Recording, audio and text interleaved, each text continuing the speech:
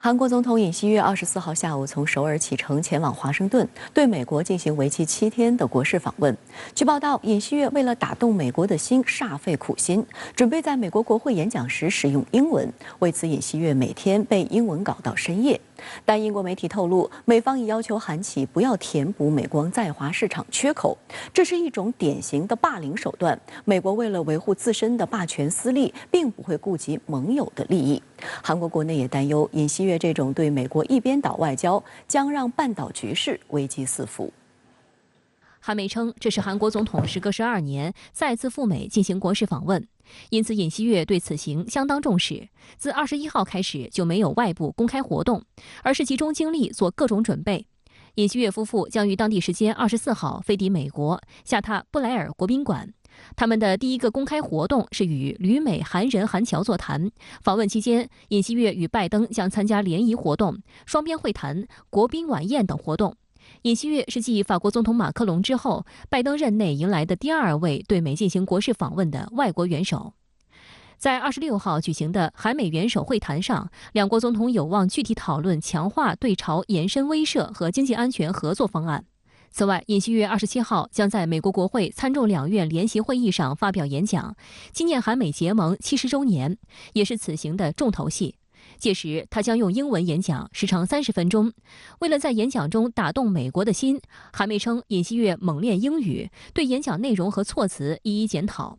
连日来对演讲稿练习及思考到深夜。此外，尹锡悦还将访问哈佛大学，在肯尼迪政治学院发表首场政策演讲。韩媒称，尹锡悦政府要借元首会谈的机会，要求韩美发表联合声明时，明文确立所谓核报复的立场，也就是要求承诺，若朝鲜以核武攻击韩国，美国将以核武进行报复。韩媒强调，强化美国对韩国的延伸威慑承诺是尹锡悦访美的最优先课题，即所谓的扩展遏制战略的有效性。韩国东亚日报援引政府消息人士表示，韩媒已经多次强调延伸威慑，但重复这些内容或模棱两可的措辞，韩国国民无感，因此要求美国明示核报复的立场。韩国 KBS 电视台23号称，虽然美国不可能在韩国部署核武器，但韩国希望美国能向韩国提供类似北约成员国之间的核武共享方案。延伸威慑是美国核战略之一，指美国的核威慑力量不只用于保护本土，当盟友受到核攻击威胁时，还要延伸保护盟国。事实上，韩方一直认为延伸威慑是美方做出的明确承诺，但在执行过程中，双方一直存在分歧。尹锡悦日前在一次国防会议上也提出了发展核武的可能性，成为韩国近几任总统当中唯一一个把核武放到台面上谈的人。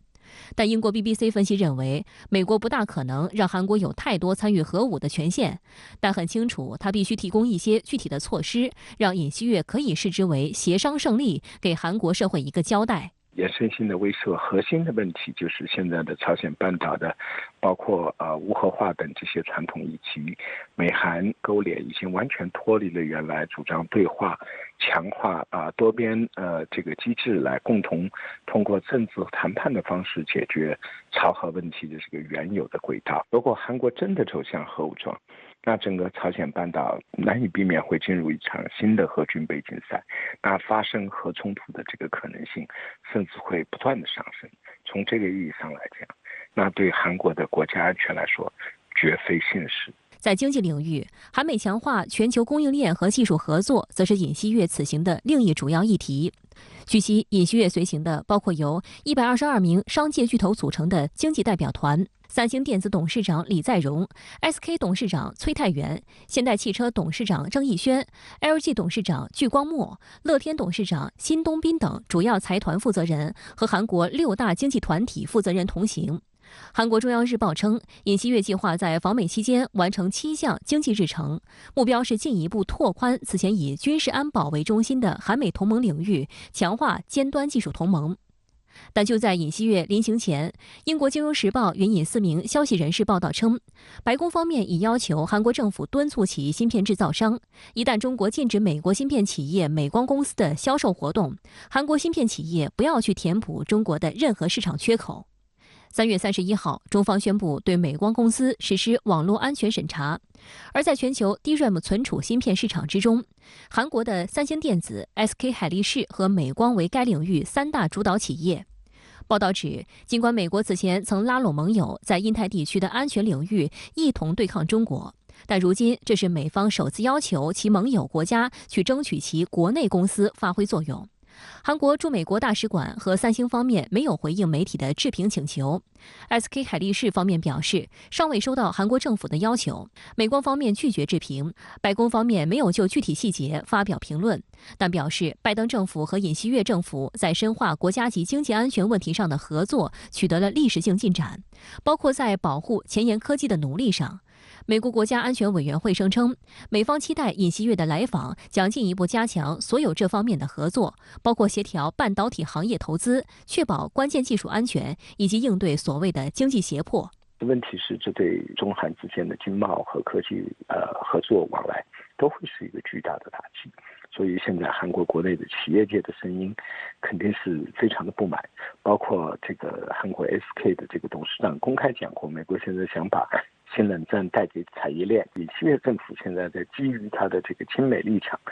已经非常明确的表示，韩国要加入这个所谓美国拼凑的四边芯片联盟。所以这次双方到底如何在所谓对华的这个协调的芯片封锁问题上达成新的一致，值得我们高度关注。24号，中国外交部对此回应称，美国为了维护自身的霸权私利，强推脱钩断链，不惜胁迫盟友配合美国对华遏制，严重违反市场经济原则和国际经贸规则，扰乱全球产供链稳定，损害包括中国在内各国企业利益。这是典型的科技霸凌和贸易保护主义的做法。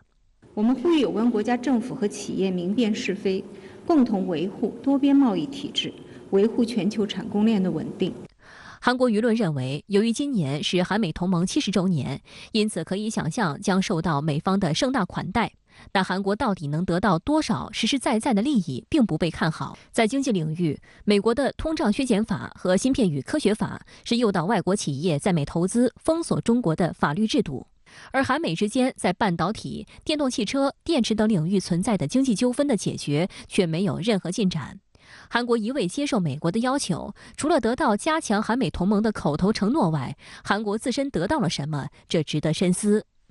自去年5月正式就任韩国总统后，尹锡悦政府与拜登政府互动密切，奉行全面推进韩美同盟的外交政策，实则一味迎合美国，被批屈辱外交、卑躬屈膝也义无反顾。在其访美之前，尹锡悦还频频发表刺激俄罗斯与中国的言论，引发中俄的强烈反应。有韩媒指出，尹锡悦访美前做出唐突发言，刺激中俄是在制造风险。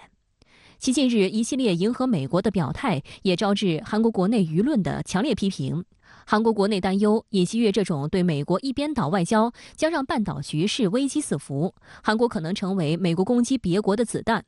韩国网友则直言，成为美国的走狗是大韩民国的耻辱。韩国《东亚日报》称，尹锡悦外交站上新冷战的试验台。盖洛普韩国15日公布的一项民调结果显示，尹锡悦的支持率已降至27%，是今年以来首次跌破30%。对尹锡悦给出否定评价的受访者中，28%的人主要理由是外交问题。韩国媒体指出，对日驱逐外交和应对美国监听门不利是导致尹锡悦支持率下滑的主要原因。有分析指出，在欧洲推进战略自主、拉美拒当美国后院、中东走向去美国化时代后，韩国却仍想在韩美同盟一条道上走到黑，是时候停下来反思反思，打开格局和视野了。尹锡悦这次去美国访问，其实也是他上任以来他的整个亲美政策，我相信会有一次新的曝光，也会有一次新的展示。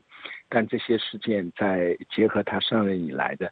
种种的这个亲美政策的表现，打破原来韩国政府历届都相对来说比较注重在中美之间平衡的这种以往的传统。那这样一种政策，其实对于今天的整个东亚地区的稳定和合作来说，都是一个严峻的挑战。相关话题来连线中国现代国际关系研究院东北亚所副研究员陈向阳。陈先生您好。韩美结盟70周年之际，尹锡悦启程访美，您是如何来看尹锡悦此访对于韩美同盟关系带来的影响？此访过后会否促使尹锡悦政府进一步倒向美国呢？尹锡悦总统呢，他自然是进一步倒向美国。那么他出于倒向美国呢，他有多方面的原因考虑啊。一方面呢，尹锡悦政府认为现在国际局势非常的危险，那么他需要进一步跟美国加强合作，来对抗这种外部风险。第二个呢，就是尹锡悦政府呢，可能更强调价值观外交，它取代以前韩国历届政府冷战以来所推行的这种务实外交。第三个呢，就是尹锡悦总统他本人在这个处理的这个方式上面，可能他因为是检察官出身，更强调的是一种对立和对抗的模式，而不是这种协调和沟通的模式。所以综合这几个方面去看呢，就是导致尹锡悦总统，首先第一个就是韩国外交的失衡现象越来越严重。但很明显的是，就是韩国当前呢是跟中国、跟朝鲜、跟俄罗斯的关系都非常的不好。但另一方面呢，就导致他对美国、对日本方面上就缺乏了一种博弈的一个筹码，所以他对日本这个强征劳工问题上，以及对美国这个切地门问题上，都是卑躬屈膝的去做这个事情。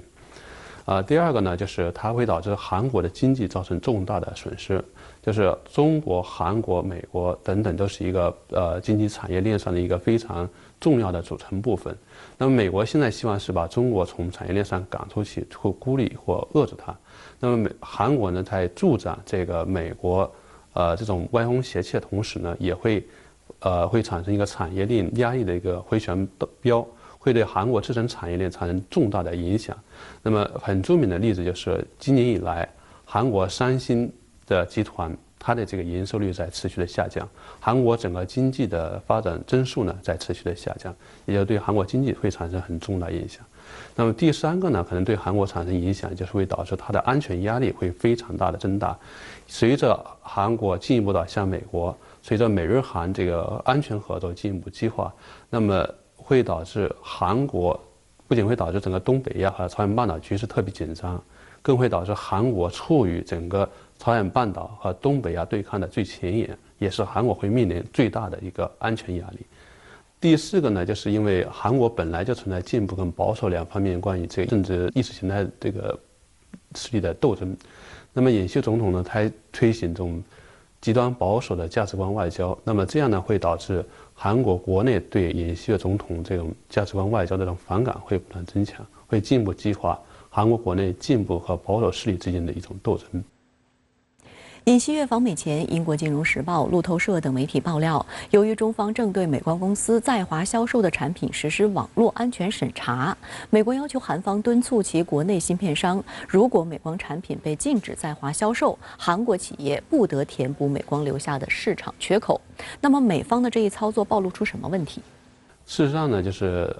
中国、美国、韩国，它都是在一个产业链上一个非常重要的成员。那么中国是在半导体产业链上是一个最重要的一个国际市场。那么韩国呢是很重要的这个具有芯片生产能力。那么美国呢是在芯片在设计和制造设计方面上是具有一个非常典型的力量。长期以来呢，就中国、美国、韩国以及其他这个国家在半导体产业链上合作是非常顺畅的。那么随着美国拜登政府上台之后呢，它的产业链问题上对中国可能进行大规模这种进一步的进行制裁，想进一步打压中国的产业链。但同时呢，这个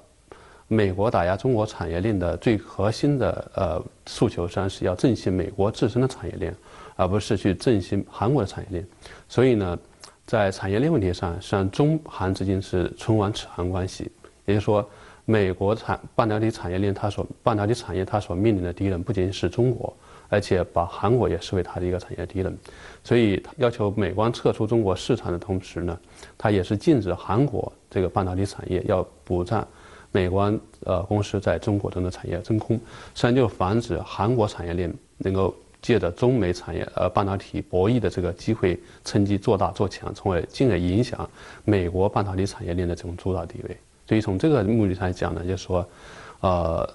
韩美之间在半导体产业上问题上，它既有合作一面，但是也有很深层次的一个斗争和竞争的一面。好的，也谢谢陈先生跟我们共同在线分享您的观点，谢谢。